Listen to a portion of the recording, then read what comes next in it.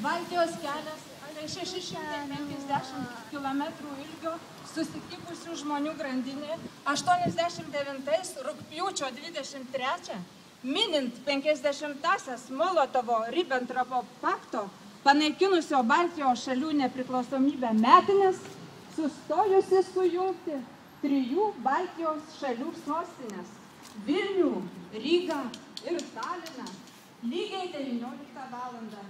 Pasigirdus radijo signalams, 100 000 žmonių grandinė nusidriekė nuo Gedimino bokšto Vilniuje per Ukmergę, Panevėžį. Эта партия Паксаса «Порядок и справедливость» устраивает свой митинг.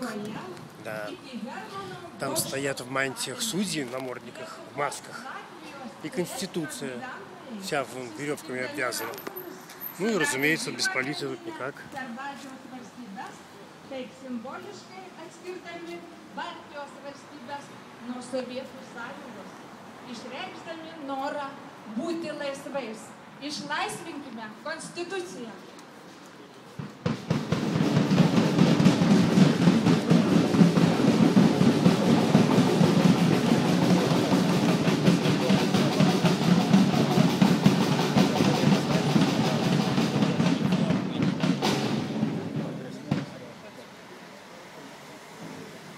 Baltijos kelias davęs viltį Lietuvai ir padovanojęs laisvę, vėliau leido apsispręsti. Но судьи и адвокаты там эти в черных мантиях, это, конечно, прикол.